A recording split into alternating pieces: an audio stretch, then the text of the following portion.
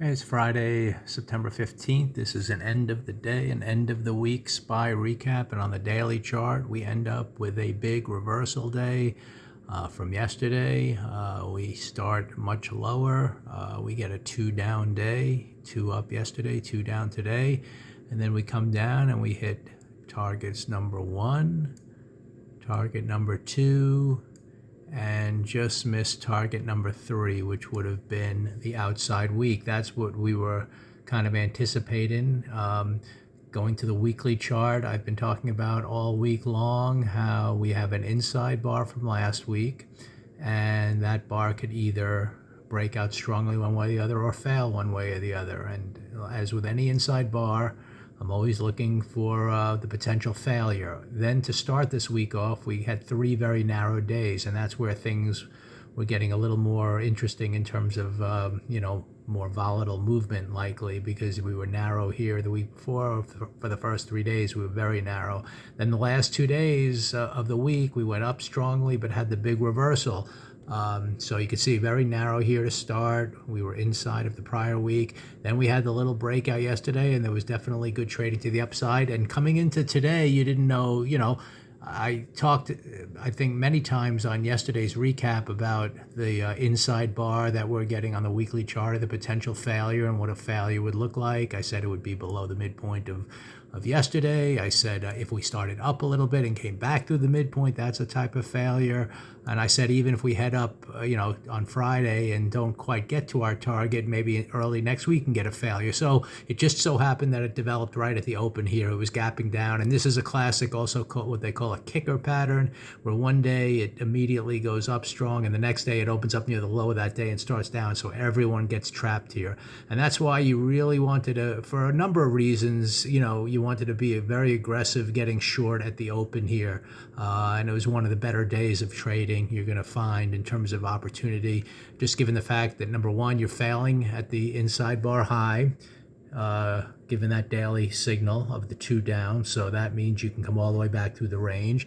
It's a kicker pattern as well. That's through the range. And then even this yellow line we talked about, that was kind of a reference point. If we stayed above there, that's the open of the week. We can be bullish, for the rest of the week, and any failure going into next week. Or if we went below that, that could turn things around. So we had 3 different definite signals that this was going to, getting a 2 down right out of the gates was going to have a potential to have this kind of a day. So if you look at the 15-minute chart, right out of the gates, whether you were aggressive or even waited for this to close and went short, this was just a clear short trade, classic example.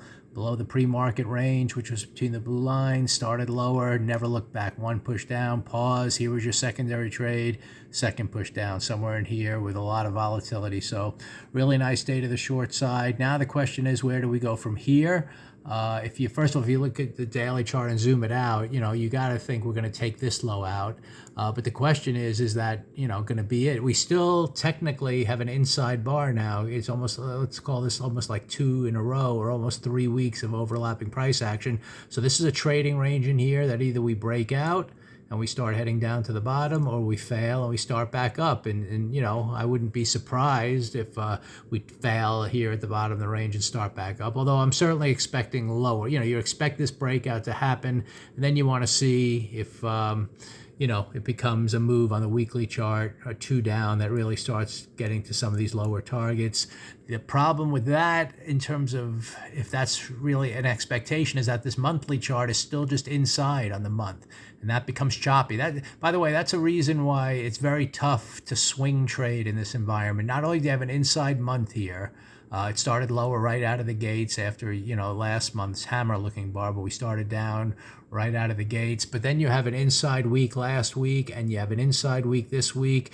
That's why all this action here on the daily chart is kind of down, up, down, up, down. We're just kind of chopping around in here. So it's going to be tricky to take swing trades for any length of time, knowing you can get these abrupt changes day to day. And this is, in this environment anyway, the day trading is, better, and going home without any, positions on, and then coming in the next day and letting price action lead the way. So we will see what happens going into next week. Again, after the red weekly close, even though we're inside, you are expecting lower.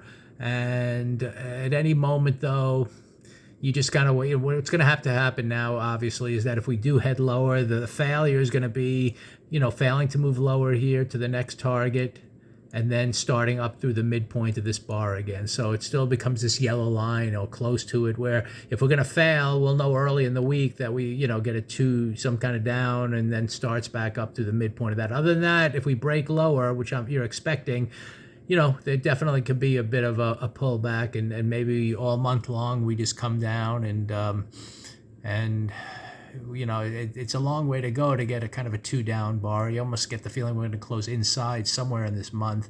But you never know. So let's just see. That's the thing. It's a little tricky in terms of big picture where things are going. You still kind of see the uptrend here that's just pausing. So at any moment that can turn up.